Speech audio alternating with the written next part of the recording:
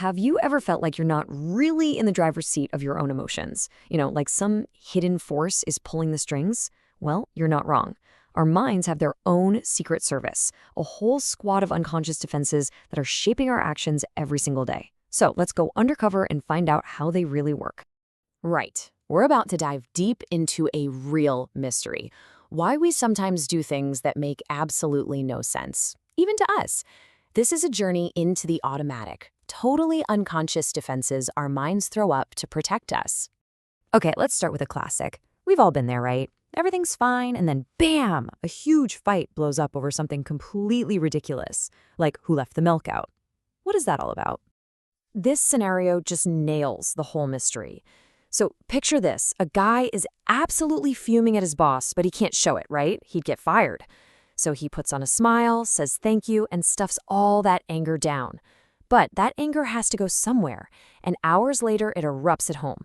This isn't just being in a bad mood, this is a specific psychological defense mechanism in action. So here's our game plan.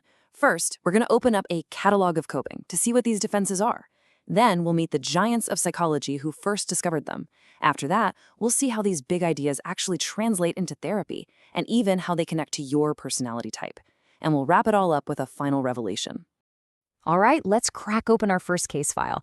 Think of these mechanisms as the secret tools our ego uses to shield itself from anxiety, from stress, from anything it doesn't want to deal with. And the crazy part?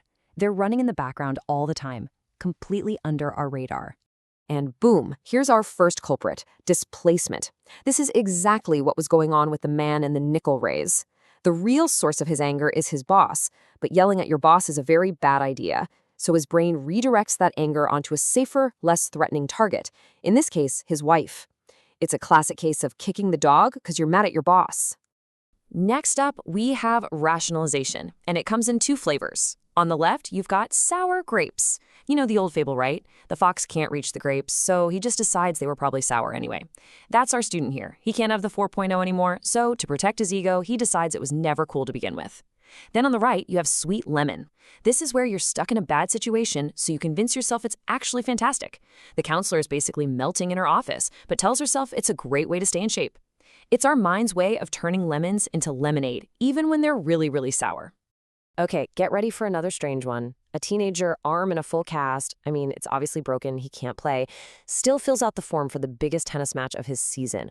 What in the world is going on in his head? Well, that is denial. Pure and simple. The reality that his arm is broken and his tennis dreams are on hold is just too painful for him to process. So his mind does something incredible. It just refuses to see it. It literally creates a different reality, one where he can still step onto that court. And the catalog just keeps going.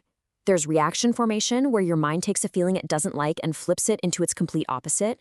There's compensation, where you feel weak in one area, so you go overboard trying to be strong in another. Then there's identification, where you borrow a sense of self-worth from a group or a powerful person. And finally, introjection, which is when you absorb the values of other people, sometimes even your enemies, as your own, just to cope. So you've got to be wondering, who figured all this stuff out? It's pretty wild, right? Well, let's shift gears and meet the masterminds, the original detectives who first mapped out these hidden parts of the human mind. Here they are, the big three. It all starts with Sigmund Freud, the guy who basically put the unconscious mind on the map. Then you have one of his students, Alfred Adler, who broke away and focused on how we're all driven to overcome feeling inferior. And then there's Carl Jung, who gave us huge ideas like the collective unconscious, and of course, introversion and extroversion. These guys all knew each other, argued with each other, and built on each other's work to create the foundation for psychology as we know it. Okay, so this is all fascinating theory, but how does it actually help people? How do we get from these case files to a genuine aha moment, a real breakthrough in someone's life? You are gonna love this story. So there's this chimp named Sultan. He sees a banana just outside his cage, but he can't reach it. He's got two little sticks, but neither one is long enough. He tries one, fails, tries the other, fails again. He gets frustrated, paces around, and then, suddenly, it's like a light bulb goes on over his head. He grabs both sticks, fits one inside the other to make one long pole, and easily snags the banana. It wasn't just random trying. It was a sudden flash of understanding. And that amazing aha moment Sultan had, well, it has a name: insight. And this is the holy grail of so much therapy. It's that incredible moment when all the pieces suddenly click into place for someone. It's when a pattern of behavior that's been a total mystery your whole life suddenly makes perfect sense. Just like Sultan realizing 2 sticks could be 1, a person might suddenly realize, oh my gosh, I'm not mad at my partner, I'm mad at my boss. That's insight. Now, you might think this is all dusty, 100-year-old stuff that only matters to therapists. But these ideas have a massive modern legacy, one you've probably run into yourself without even realizing it. Let's see how one of these concepts became a huge part of pop culture. Remember Carl Jung from a couple of slides ago? Well, his ideas about some of us being introverts, people who get their energy from being alone, and others being extroverts, people who get charged up by being around others, those ideas didn't just stay in old books. They became the actual building blocks for one of the most famous personality tests on the planet. 2 million people. That's not a typo. Every single year, about 2 million people take the Myers-Briggs Type Indicator, or the MBTI. This test is a direct descendant of Carl Jung's work from way back in the 1920s. A century later, and his ideas are still helping millions of us figure out who we are. So the MBTI basically gives you a 4-letter personality code. It all starts with Jung's big idea. Are you an extrovert or an introvert? But then it goes deeper. How do you process information? With your 5 senses or through your gut intuition? How do you make decisions? With logical thinking or with empathetic feeling? And finally, how do you like to live your life? With structured judging, or are you more of a spontaneous perceiver? Okay, we've journeyed through the mind's secret service. We've met the masterminds who drew the maps.